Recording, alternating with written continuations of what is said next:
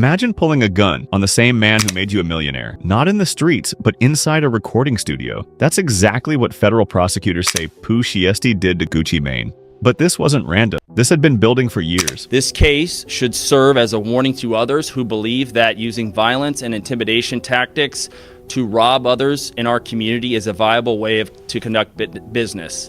I'm here to say that it is not, and that if you choose to do this, we will, together with our law enforcement partners here and the other ones in the Northern District of Texas, will bring you swiftly to justice. And it didn't stop there. According to the DOJ, this wasn't just a robbery, this was planned, coordinated, and it involved his own father. 9 people arrested, federal charges, and life in prison on the table. But here's the part nobody understands. This didn't start in that studio. This story started years earlier.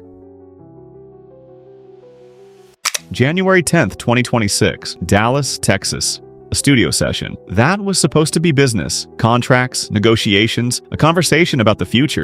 But according to federal prosecutors, that meeting was never meant to be peaceful. It was a setup. The moment everyone walked in, everything changed. Doors controlled, people positioned, no way out. Then suddenly, a weapon comes out. An AK-style pistol pointed directly at the man in charge. And in that moment, this wasn't music anymore, this was survival. Papers were brought out. Not contracts to negotiate, contracts to force. According to the DOJ, he was made to sign. And while that was happening, stolen property just in the days following the offense, Greyhound bus records confirming the travel of multiple defendants from Dallas to Memphis. Others in the room weren't just watching, they were moving. Jewelry, watches, cash. One man reportedly choked, almost unconscious. And at the door, someone making sure nobody leaves. But what they didn't realize, this entire moment was being watched. This wasn't 2005, this was 2026. Cameras everywhere, cell phones tracking movement. And one detail, that changed everything. An ankle monitor. According to federal records, Pooh Shiesty was already under supervision, which means every step he took was recorded. Location data, timestamps, exact movements. And that studio, it was all on camera, from the entrance to inside the room to the exit. But it gets worse because after everything happened, some of the people involved went online, posting, showing jewelry, showing money, the same items. Investigators say were taken. At that point, this wasn't just a case, it was evidence building itself. But to understand how things got this far, you have to go back to Memphis, where a young artist was trying to make it out, grinding, uploading music, building a name. That artist was Pooh Shiesty. No major label, no industry backing, just momentum. And eventually, someone noticed. Gucci Mane.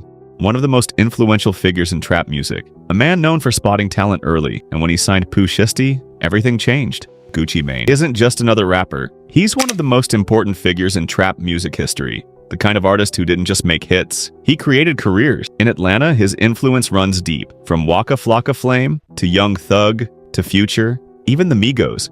All of them came through a system he helped build. Remove within months. Everything exploded. Hits, streams, charts, a breakout record with Lil Durk took him mainstream. Suddenly, he wasn't just another artist. He was one of the hottest names in rap. But with success came something else. Contracts and contracts come with rules. And sometimes those rules feel like chains.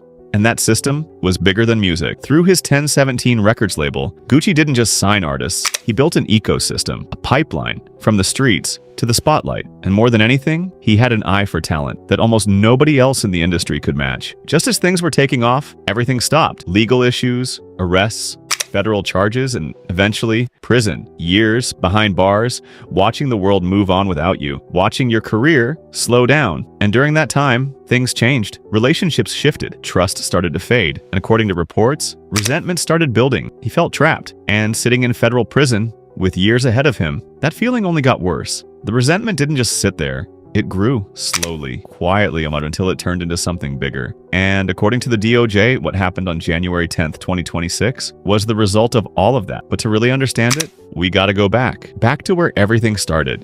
MG Memphis, Tennessee, one of the realest and most underrated cities in hip-hop. The city that gave us 3 6 Mafia, Young Dolph, and Yo Gotti. A city where the music isn't just entertainment, it's survival. And right in the middle of that environment, a young kid named Pooh Shiesty was coming up. Music was always around him. His father, Lontrell Williams Sr., known as Mob Boss, ran a label called Mob Ties Records. So from early on, he wasn't just hearing music, he was living it. Studios, sessions, the lifestyle. And the idea that rap could be a way out. As he got older, he started building his own lane, linking up with his people, forming what became known as Choppa Gang. He spent time in Texas, then came back to Memphis, finished school, and made a decision. Go all in. Around 18, he locked in on music full-time. No label, no cosign, just consistency. Dropping songs, building a following, stacking momentum on his own. And Pooh Shiesty didn't come alone. He brought his cousin, Big Scar, a Memphis survivor. Car crash at 16, left scars on his face, shot that went through his body, and he still made it out. And right when he started getting attention with Make a Play, Shiesty took that moment and put him directly in front of Gucci Mane. Later on, what Gucci Mane did to Big Scar's family after his death becomes one of the keys reason Pooh Shiesty allegedly turns on the man who built him. After Big Scar passed, things got messy. His family said Gucci Mane promised to cover the funeral, then stopped responding. But that wasn't even the part that shocked people. The real talk? They said Gucci asked for the 1017 chain back, right after his artist died. His own sister came out and confirmed it,